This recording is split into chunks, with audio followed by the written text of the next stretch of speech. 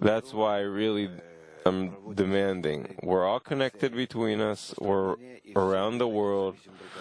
We give all these actions of dissemination, and we all depend on each other with this. If there's groups or individuals that don't feel they're doing it for unity, then they are creating great damage to all of us. Like a part of the body that doesn't work isn't synced up with the rest of the parts of the group in harmony, of the body in harmony. That's why we have to just go towards one goal: the unity, the group, and this crisis and all these other conditions were created just to give us an additional suffering, so we will absorb the suffering of the world around us, that it'll help us to connect even more and finally reach the first degree of spiritual ascent. I hope you'll never forget this, because by us going out, a bunch of problems are awakened. Suddenly all kinds of people rise up against us. They can write bad things about us.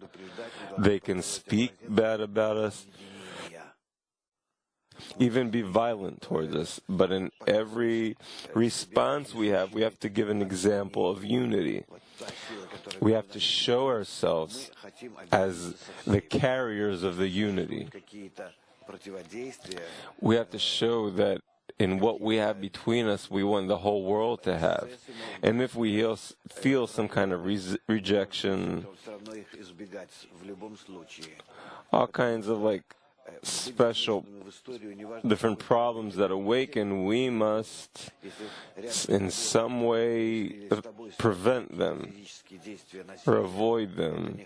It doesn't matter how you get into some situation, if you win or lose, even if it's some actions of violence, even if you were right 1,000 times, it's not good to show your force, your powers, because the unity also through forceful powers through other people, it still puts a stain on you.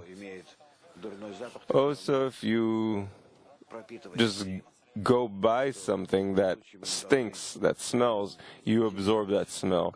So that's why we can't act rudely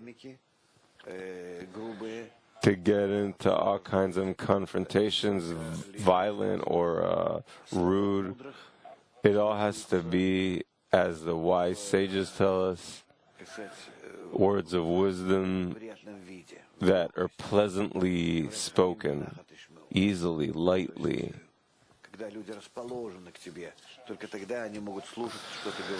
That people treat you positively or look at you in a positive way, then they can listen to what you're saying. So in the maybe most extreme situation, if somebody attacks you, or that you must do something, but we never want in advance to get into any states like that, any extreme states, but only the right actions.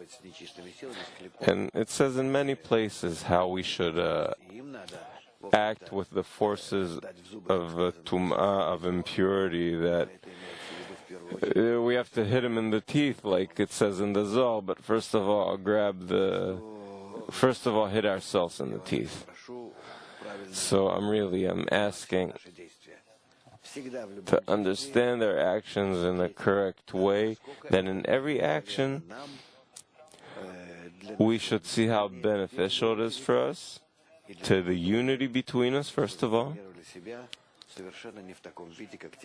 and for us to place ourselves in the exact, not in the way that people drag us into all kinds of provocations. So that's my little introduction. Good luck to us with this. Let's hope that we will find that path, that correct flow, that all of our actions will be directed through each and every one of us